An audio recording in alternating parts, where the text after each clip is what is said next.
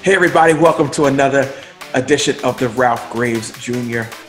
podcast, YouTube, whatever you're watching it on, whatever you're listening on. Just happy that you showed up, happy that you came back to the channel. If you like what's going on here, like, subscribe, share, come back every week. We have a good time here. I think we do. I'm just glad to have you. I know you could be listening to anybody, but the fact that you're listening to me, I am just honored by that. Today, my guest is Nathan Purifoy. Now, you might be asking who Nate is. Well, if you don't know, you will know. Nate has some phenomenal things going on. Nate is the CEO of Leadership Kit. Yep. Leadership Kit. I want to call it something else because he and I, we kind of have the same, we're part of the same team, which they're doing something else. But his thing is called Leadership Kit. Nate, welcome to the show, man. Hey, man. Thanks a ton for having me, brother. Man, I'm just happy that you said yes when I asked you to come on, man. Hey, I'm glad you asked. I was like, let's see what this is all about, man. Yeah, man. And so, you and I have a background in leadership, and I think what you're doing is very unique, working with pastors across the country. Tell the listeners what Leadership Kit is all about.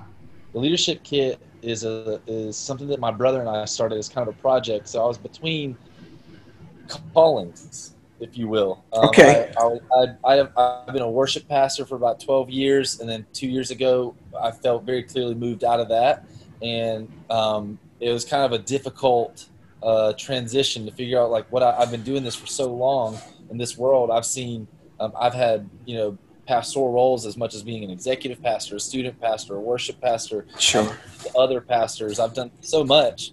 And then I felt called away from that. And I was like, well, if God's pulling me away from that, what's he pushing me towards? There's a little journey in that. And we were like, then I found out about this team that I could be a part of. I got some training to kind of back up and reinforce what I felt like God was pushing me to. And then my brother and I, we knew that leadership was something that we were passionate about training. So we decided we were going to start the Leadership Kit. So we started the Leadership Kit to help pastors be more productive. There's 3 problems I feel like we're able to solve. We help pastors be more productive, we help them build their resources, and we help them build their influence. If you can get those 3 things moving in the right direction, then we know absolutely that you can make an eternal impact that you couldn't make without it. I'm glad that you help pastors solve those problems because I am a pastor and those problems are real. Those problems are real, man. If you could sum it up into 3 things, I feel like everything falls under that. Everything is productivity. Sure. Everything is resources, and everything is influence. How can I build these 3 things to build the kingdom? Yeah. Man, that's awesome, man. Very, very few people. I don't say very few because I think the trend is beginning to turn in that direction. A lot of people are following their calling, understanding what a calling is, understanding what a life purpose is. Generations before us, boomers, or before me, I know I'm another generation older than you, but there were boomers. Then it's millennials. then it was. I think I'm what am I? Xer? Xer, yeah. I think I'm an Xer. And then there's millennials. Then there's Y. I don't know what's going on, but the case may be. There's a shift now. And God bless you, young people, man. I love the fact that you guys are driving the car now and having the courage to step away from, hey, life is more than a 9 to 5. Right. Life is more than just working for 30 years for the gold watch, retiring and dying within 5 years. And so it's just to see a young person like you and your brother and your team to jump out and do something that benefits pastors, that benefits the kingdom of God, because we as pastors, we try to be as efficient as we can. And there's a new group of pastors coming up. My father pastored and for 41 years, and those old school guys want to do everything. Right. I'm new school. Oh yeah, you like to delegate? I delegate. I do too, man. I think it's important to know that delegation is not a dirty word, man. It's not. Delegation doesn't mean you're lazy. Delegation isn't something to be afraid of. It means you're getting people involved. Right. Other people get to be a part of that value. Yeah, and the influence or the The influence stays small. The church stays small if the pastor is doing it all. Right. Yeah, you're right. He can't do it all. I also teach in the corporate world. You want to multiply yourself. Yeah. I want people around me that I don't want to work on my weaknesses the majority of the time. I want to work on my strengths the majority of the time, and then hire somebody to pick it up and be great at where I'm weak at. But so you know, you guys started this, and it was a transition. Yeah. I know you were misunderstood. I know that. Talk about the journey, man. Talk about you want to do what? Right. Yeah. So this is something that I deal with regularly, even still, is this kind of imposter syndrome. Yes. Yes. It's real. Yes. Am I really qualified to tell pastors, even though I've got 9 generations of ministry on my grandmom's side, even though like I've got 3 generations on my granddad's side, even though me and my brother have 30 years between us active in full-time ministry, even though I've been in every scenario you can imagine, good, bad, and indifferent, even though I'm not a dummy, I actually pay attention and I listen to people that are wiser than me and I have counsel everywhere. Right. I still think like I was just a worship pastor. That's what I convince myself sometimes, you know, and then trying to move away from like just a worship pastor as if that's a bad thing, you know, yeah, it's not a weakness. Yeah. To like realizing like there's a strength in having been in the position I was in with the perspective that I've had all these years to build that confidence and to have, and man, I've got some of the most incredible people in my life that have just reminded me time after time after time, like you can do this, you're on the right path, the stuff you're teaching has authority. You don't have to worry about your authority because it has authority in itself. The material is great. So it has been a journey of confidence for sure. And I think if I could encourage you, man, we'd like to say in the old church I grew up in is that God doesn't call the qualified, he qualifies the called. Absolutely. Yeah. And if God raised you up in doing that, it's for this season. You know, one of my personal prayers is, and I hope you can use it and some of the listeners use it. I ask God, make me a pastor for today. I don't want to be a throwback and I don't want to be ahead of my time. Yeah. Make me a pastor and a preacher you can use today. Now, because you guys have come up and God has purposed you to do that, there are pastors like me that are just waiting for you to show up. So I don't want you to think ever that you're an imposter. Hey, that means a lot. I don't want you to ever think that you're an imposter. Hey, so what was the process of perseverance like for you when you started this process? And I know you're still new, you're fairly new at it, but what was the process of perseverance? Let me give you some of the nitty-gritty background, if that's okay. No, please do. Please, please. So I was a worship pastor at this church, and I'm a very intimate person, and I don't think intimacy is a bad thing. Right. I think intimacy is something that we were called to be in the church in Acts. Yeah. We were called to be people that were close with our brothers and sisters. We were called to be sharers. We were called to live in unity. And it's this idea of oneness that if it's good for the group, if it's good for me, then it's appropriate. If it's hurting people, then I need to stay away from it. So I had this issue because I was young and I'm still young and I don't know everything, you know. I feel like I know people that know everything. Right. But I don't know everything. So I was still learning how to navigate boundaries inside of understanding intimacy. And when you get to a place where your boundaries get out of line with your calling, when your integrity, then your integrity is at stake. Right. And I feel like there was an issue where my boundaries were out of line with my calling. Okay. So I allowed intimacy, some of those just clear lines that I could have drawn just to make sure people knew where I stood with them in relationships, made sure they knew where I stood in my relationship with the church. And I just kind of let some things go that really turned some of my relationships with my pastor, with some other people that I worked really closely with for years. The relationships turned sour. Okay. And I had to figure out, like, first of all, how to heal from really not leaving the church I was working for at the time, not leaving there willingly. I felt like this was the time that God was calling me, but I didn't want to go. You know, he was calling me to leave, but I didn't want to leave. and on top of relationships that were already turning sour because I didn't listen to God when he told me to leave. Right. And I allowed, so then we had accusations came up about my relationship with my wife, and then accusations came up about how we interact with each other and interact with people in our social circles. It was this wild kind of tornado, this like crazy storm, trying to figure out how to get out of this situation and still kind of come out with our integrity, our character, and all intact. And what I realized though is the more I stayed obedient in the moment, right, the more provision I experienced. Sure. When it was difficult, I had to stay obedient. Yeah. When God told me to move, I had to go. Yeah. Instead of fighting for a time and a season and a place that I wasn't supposed to be in anymore. Yeah. So whenever I left, my wife and I had to do some soul searching about our relationship, about how we can take our relationship to a new step, which has been incredible, an amazing journey. I think that marriage counseling is one of the most incredible things that we've ever done together. Not because we were broken, but because we wanted to be stronger. I think there's a stigma around counseling that can be cleared up in that. And so we moved from Western Oklahoma to Central Florida. And now if you don't know about culture shock, that's a culture shock. Right. So we moved from Western Oklahoma to Central Florida to a beautiful, beautiful area here in the neighborhood we live in, or the town that we live in. It's just an awesome community. It's really artsy. It's really progressive.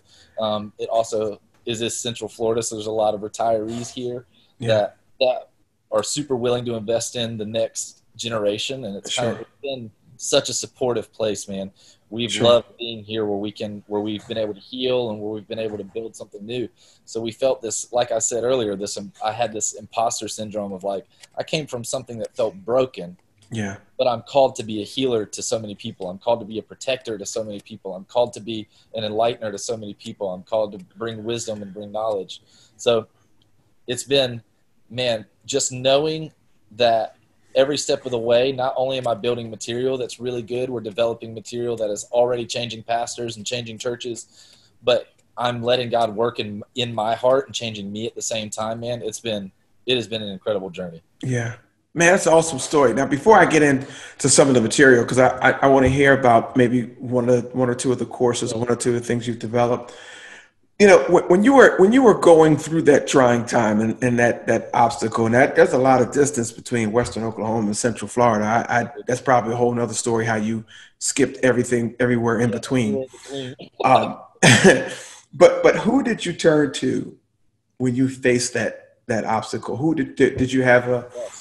So I turned first of all, I felt isolated. So there's a big difference between insulated and isolated. Sure. And what I was feeling was isolated, and I knew I needed to be insulated. I needed to be someone protected with people that less cared about me. My brother still lives here in Central Florida where I'm at. Okay. So I moved here to be close to family again. My sister-in-law, really quickly after that, she's got ties to the same town that we're in. She ended up moving here, my wife's sister, with her husband and their kid. And I've been around family this whole time, dude. We've got this church and this pastor that is gentle and loving and kind, but this church is growing aggressively, and it seems like everything I've never seen when it comes to how pastors operate and how churches work. Sure. Aggressive pastors grow aggressive churches. Soft pastors grow soft churches. That's what right.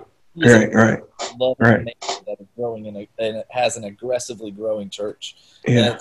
And it's been amazing. We've been here where people have let us have our own identities, and we didn't come here where people were asking us to do something. And then above all of those, once I got insulated by the right people, I had to work on myself with God, and I had to make sure that I turned to.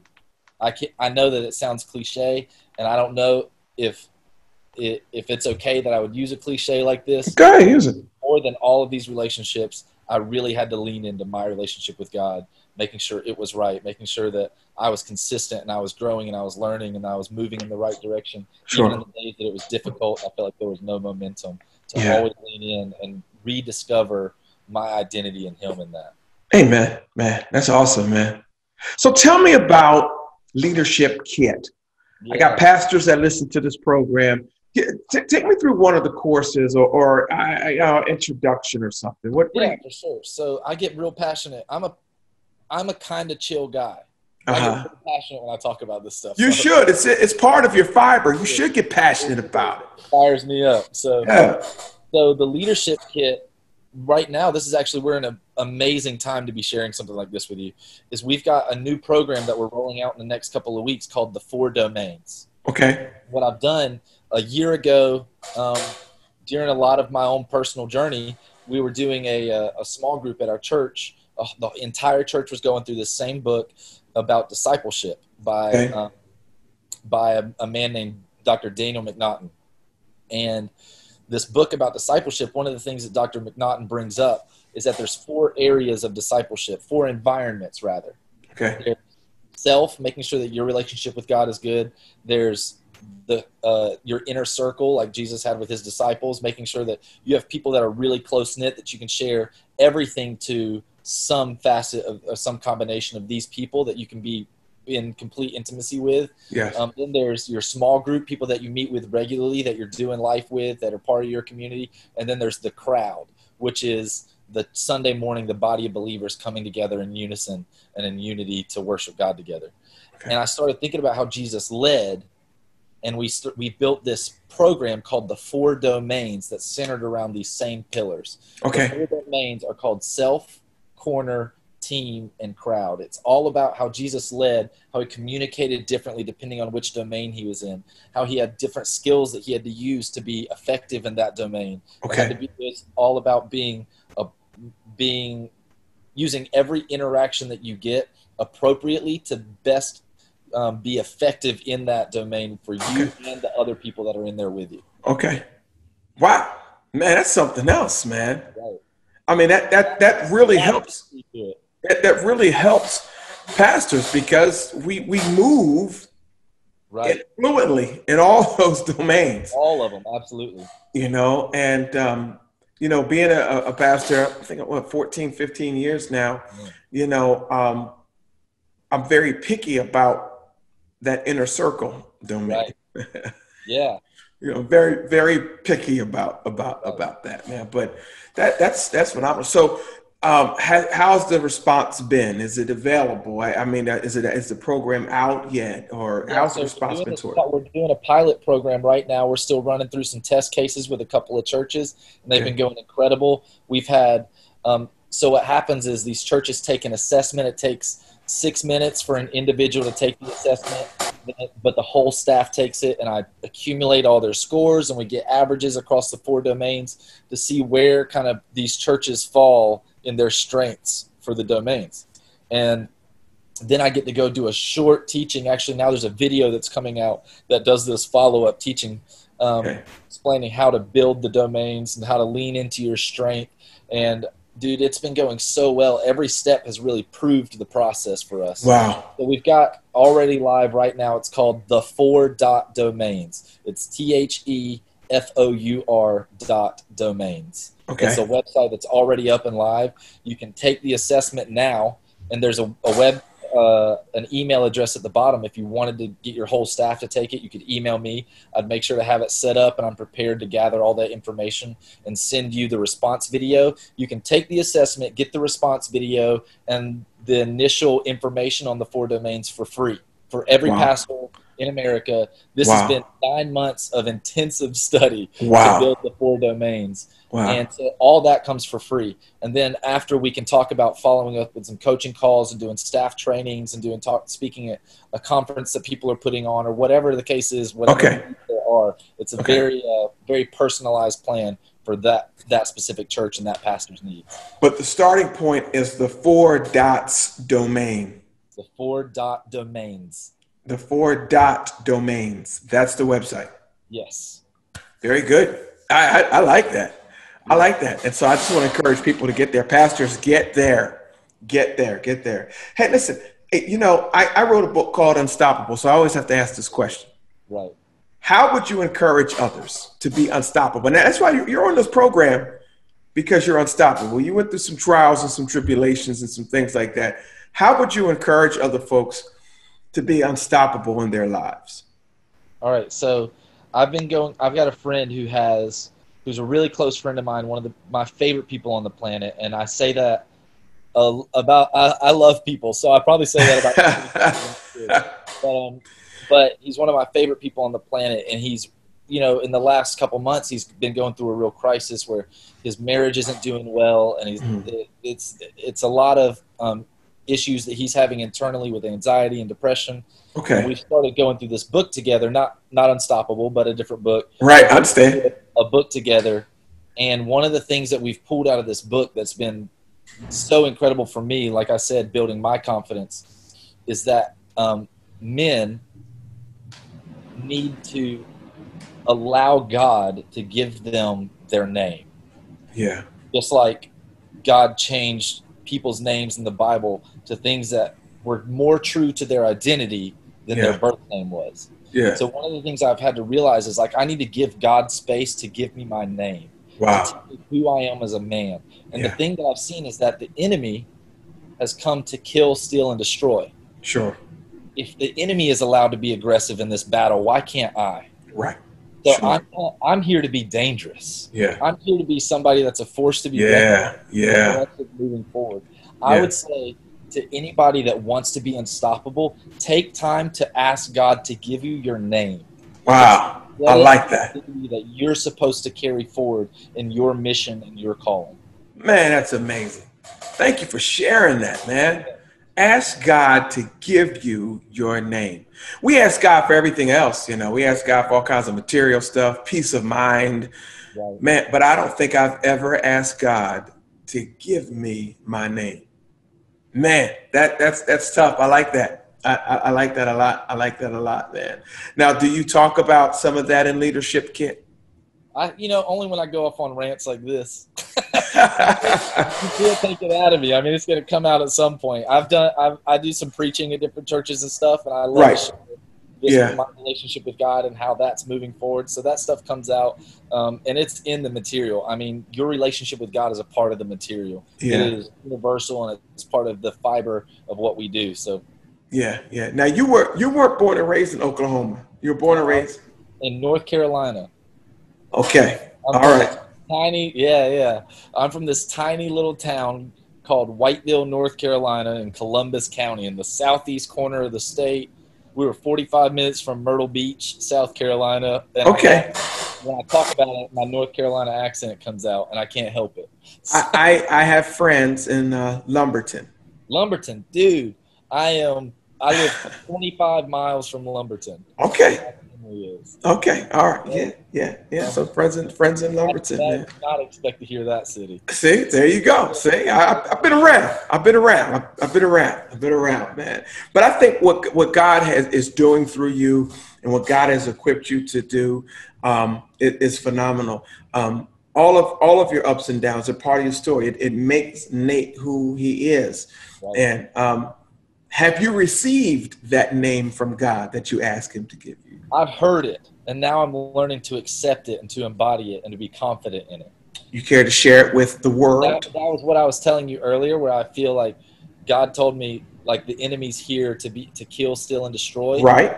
My name is Protector and Conqueror. Protector and Conqueror. Okay. Dangerous and aggressive. That's right. I love that, man. Yeah. I love that. And keep that aggressiveness for the kingdom. A lot of times we talk about, we think that being a Christian is, first of all, I always have to correct people. People think Jesus was soft. Right. I'm a retired police officer, man, 20 years, very aggressive in everything that I've done, playing football, coaching. And I never accepted Christ as soft. I always thought he was a man's man, a man among men. I said, listen, to the point of the cross where, if I'm hanging on the cross, I'm snitching on everybody that's with me. He was there. He was there. I'm snitching on Peter, James, John, everybody, You go down the shit, people. Everybody. I'm snitching on everybody, man. So it's just, we have to understand. And even the Bible says the kingdom of God suffers violence, and the violence taken by force. Right. You know, so it's okay to be aggressive for the right things. There was a guitar player for a metal band back in the early 2000s, maybe it was the late 90s. He got saved. He quit this metal band and he started a Christian heavy metal band. Okay. And he was on Relevant magazine, and they asked him, like, why are you doing heavy metal still? You got out of the secular scene. You're in the Christian world. Why are you still doing the same kind of music? And I'm going to paraphrase because it wasn't so polite as this when he answered. He said, I want people to know that to be a Christian doesn't mean you have to be a wuss. Right. Exactly. Right. Exactly. I don't think you can be. All the things that we have to withstand, I don't think you can be. I don't think you can be, man. You have to be aggressive in for the kingdom and in your relationship with Christ. And you know, man, I just so how do people find you? Give me your website. Yeah, theleadershipkit.com. Okay. Is the first one. You can go and see.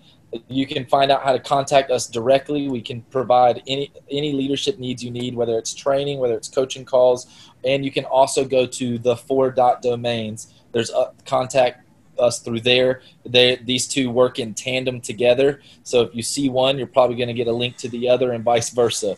So okay.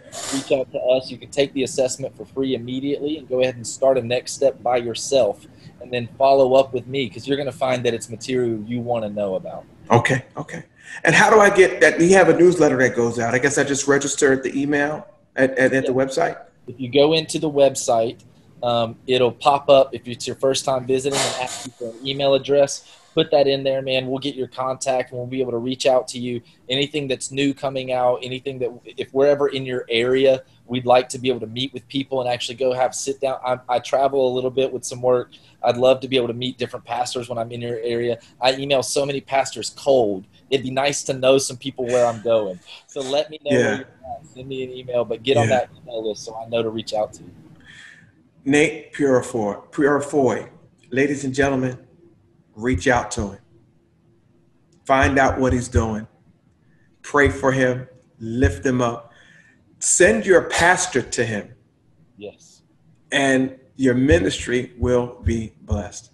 Nate, thank you for being a part of the Ralph Grace Jr. Show, man. Thanks for having me. Thank you for bringing this material. I love your passion. I love what you're doing, Nate. I love how you're letting God use you, and we'll be certain to be praying for you and your wife and your new church family down there in Central Florida. And we definitely be reaching out to you, man. So thank you for being part of the show. Thanks a lot, brother. Any final words to anybody out there, Nate? You know, I don't have anything specific to say. I appreciate you having me on the show, man. It's a real honor. As soon as I saw you on Instagram, I watched some live videos, and I immediately bought your book. I immediately read through it. I immediately suggested it to a couple of friends who were reading it. I mean, it's been awesome. I've loved getting it. Nate, this will not be your last time on this show, man. I think you're going to end up being a regular guest, man, because there's some topics that we're going to dive into as the world turns. We're going to be diving into some topics from a Christian point of view as well. If you don't mind doing that. You don't mind me bringing the heat? Bring the heat, man. I'm all about the heat, man. I'm all about the heat, man. Ladies and gentlemen, it's been Nate Purifoy. Thank you so much for being part of the show, man. And ladies and gentlemen, thank you for listening to the Ralph Grace Jr. Show. If you like what you heard, please subscribe. Please, follow. Whatever it is you got to do. We're on every platform, everywhere. And guys, we'll see you again real soon. God bless.